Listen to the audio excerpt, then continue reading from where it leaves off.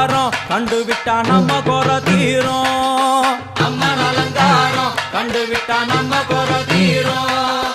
அம்மனுக்கு விரதம் ஆதி முதல் இன்று வரை வழக்கம். அம்மனுக்கு விரதம் ஆதி முதல்